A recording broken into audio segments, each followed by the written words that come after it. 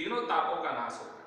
दैहिक दैविक भौतिक तापा राम राज्य काहू नहीं व्यापा। भगवान की चरण शरण ग्रहण करते से ही तीनों ताप समाप्त हो जाए। लेकिन भक्तोमाल ग्रंथ कहता है भगवान की शरण में ही नहीं, यदि आप भक्त की शरण में भी चले गए तो आपके समस्त जीवन के पाप ताप संताप नष्ट हो जाएंगे। किसी भगवत भक्त की शरणागति स्वीकार कर।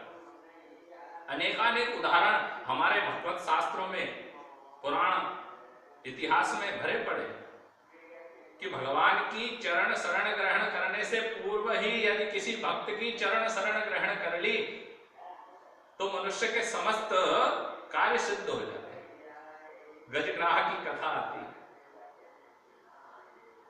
ग्राह ने पेड़ पकड़े, गज के पुकारा, गजेंद्र ने भगवान को आर्तता के साथ पुकारा, भगवान को बहुत पुकारा और भगवान को पुकारता रहा जब तक भगवान ना आए तब तक किसी देवता का नाम स्मरण नहीं किया। बड़ी दृढ़ श्रद्धा है अपने इष्ट के प्रति गजेंद्र, जबकि वह तो एक पशु है, वह नहीं जानता, लेकिन फिर भी उसकी दृढ़ श्रद्धा है कि कोई ना कोई तो मुझे बचाने आएगा। जो ईश्वर की सत्ता है वह मुझे बचाने आएगी। उसे ईश्वरीय सत्ता पर इतना विश्वास है कि वह दृढ़ता के साथ भगवान को पुकारता। भगवान आए, इधर ग्राह ने गजेंद्र के पैरों को पकड़ रखा है, वह गजेंद्र को जल में खींच रहा है, द्वेष भाव से, शत्रु भाव से, लेकिन फिर भी भगवान के भक्त के पैर पकड़ रखे हैं। अब जब भगवान के भक्त के पैर पकड़ रखे हैं तो भगवान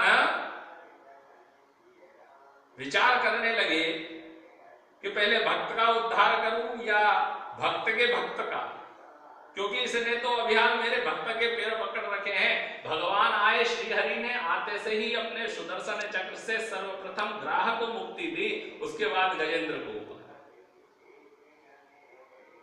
बोले भक्तवत्सल भगवान की जाए। भक्त की चरण शरण ग्रहण करने से भी जीवन में आने वाली समस्त बाधाएं, समस्त विघ्न अपने आप नष्ट हो जाते हैं। भक्त भक्ति भगवंत गुरु चतुर नाम बपु एक, तिनके पद बंधन किए नासद विघ्न। आप किसी की भी चरण सन्निधि भक्त मिल जाए, कोई अच्छा भक्त हो जो भगवान की भक्ति अनन्य भाव से करता। भक्त भी ऐसा होना चाहिए जिसकी भक्ति दृढ़ हो, जो परमात्मा पर विश्वास करता हो, नहीं तो जिसे खुद पर ही भगवान पर विश्वास ना हो, ऐसे की चरण सन्निधि भी ग्रहण करने से कोई लाभ नहीं होता। जो सच्चा भक्त हो, अब सच्चा भक्त किसे कहें तो बोले हमारे शास्त्रों में जो उपाय बताए गए हैं कि भक्ति किस प्रकार की जाए, जो इस प्रकार जीवन यापन करता हो, जो इस प्रकार जीवन जीता हो, जिसका जीवन की प्रत्येक श्वास श्वास प्रत्येक क्षण उसके परमात्मा के भक्ति में ही पूर्ण होते हो, जो एक क्षण के लिए भी परमात्मा के ध्यान से विरत ना होता हो, भगवान के ध्यान को छोड़ता ना हो, जो भगवान की 9 प्रकार से भक्ति करता हो, ऐसे भक्त की चरण शरण ग्रहण करना चाहिए। श्रवणम कीर्तनम विष्णु स्मरणम पाद सेवनम अर्चनम वंदनम दास्यम सख्यम आत्मनिवेदन। बोले क्या करता हो? बोले भगवान की कथा को वह श्रवण करता हो। श्रवणम, जिसके अंदर सुनने की शक्ति होती है, वह भगवान की कथाओं को जो सदैव सुनता रहता है और भगवान की कथा में ही लीन हो जाता है, जिसे भगवान की कथा आनंद प्रदान करती है। श्रवणम, हनुमान जी महाराज बहुत बड़े भगवान के भक्त हैं क्योंकि वह श्रवण करते हैं।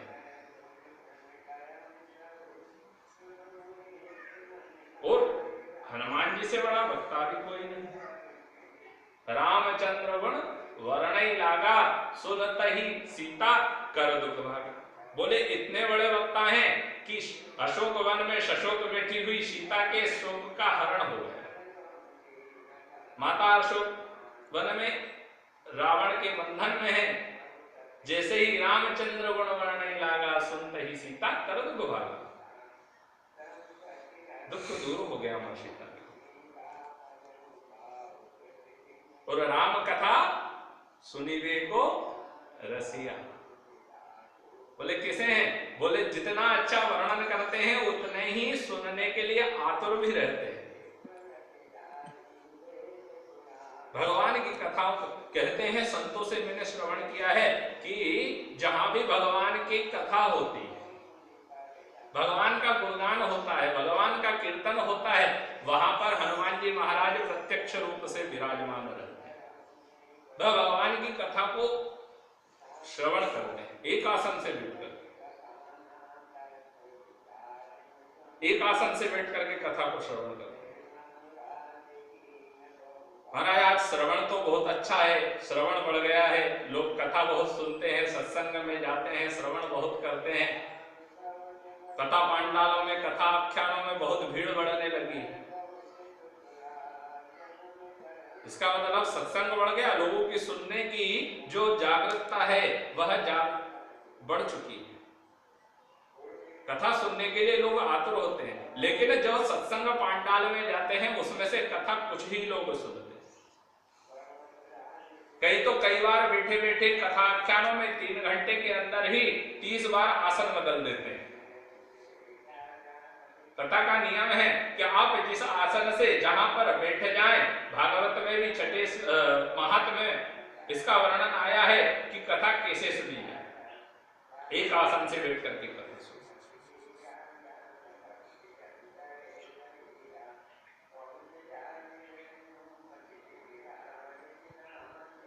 कथा श्रवण जब भी सार्थक होता है।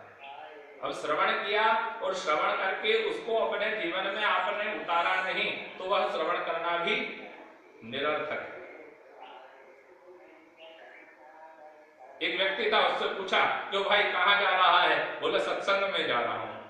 अच्छा, कब से जा रहे हो? बोले 2-3 दिन से जा रहा हूं। बोले 2-3 दिन से जा रहे हो, सत्संग में क्या सुनाया व्यास जी ने?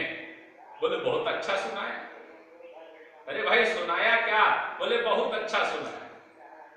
आज सुनते तो सब कुछ है, लेकिन सुनने के बाद उसे वहीं पर कथा पांडाल में ही छोड़ करके आ जाते हैं कि महाराज तुम्हारा ज्ञान तुम्हारे पास और हमारा ज्ञान हमारे पास।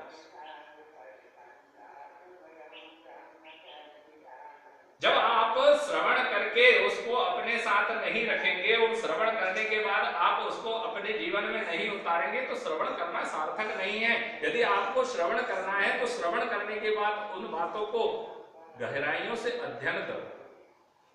तभी तो कहा गया है